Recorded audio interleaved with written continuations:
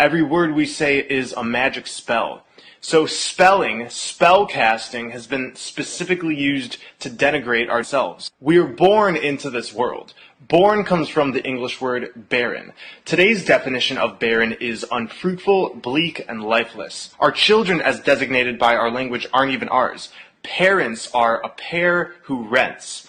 Our governments, especially our courts, don't treat a parent's right to control and direct the upbringing of their child as a fundamental liberty. We're forced from a young age through many types of indoctrination, and our parents are helping in this process.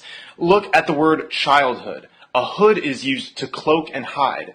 The etymology of children is chill and dren. Chill means cold.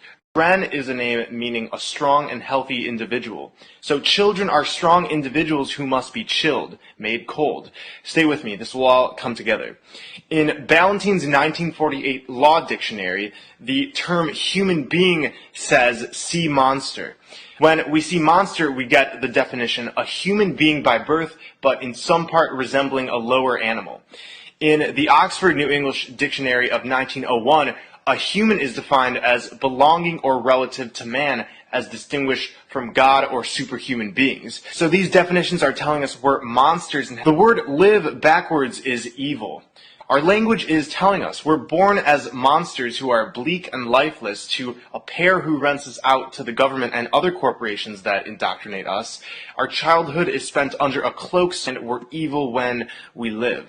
Our sentences are made up of words. The word sisters in Greek mythology were fates or witches who controlled the fates of man.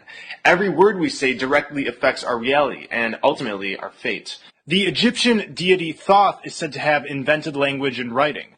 The original purpose was to use words for magic. The words write and write are pronounced the same. A rite is a ceremony or ritual.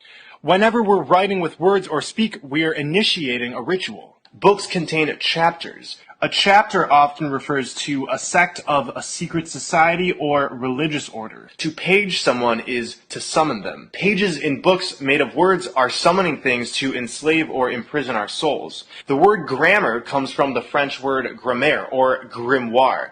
Grimoires were ancient magic books which contained instructions to summon demons. We wake up each morning.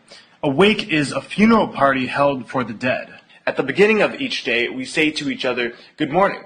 Mourning is what you do when you're sad for the loss of someone or something, by calling it a good morning. It's pretty masochistic if you ask me. We then go to work at our occupation. When we occupy something, it can mean being occupied by a military force, like in war.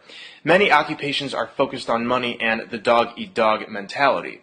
The dollar bill comes first before the environment or even each other. Therefore, we are committing war against each other during each day we work our occupation.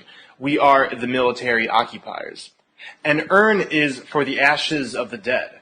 For the average 9-to-5 worker, it would have to be one of the weekdays in order to earn a living. I agree. You would have to be in a weekdays to earn a living.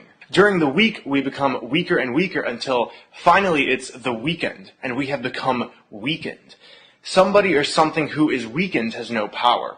And during the weekend, many of us turn to drink alcohol. Alcohol comes from the Arabic word al-kul, which is a body-eating spirit. It's also the source of the word ghoul. We drink booze or booze. Booze are synonymous with spirits who scare you, but what can you expect when you're drinking spirits? Alcohol has always been a medium for entities to flow through, and the effects in part demonstrate this.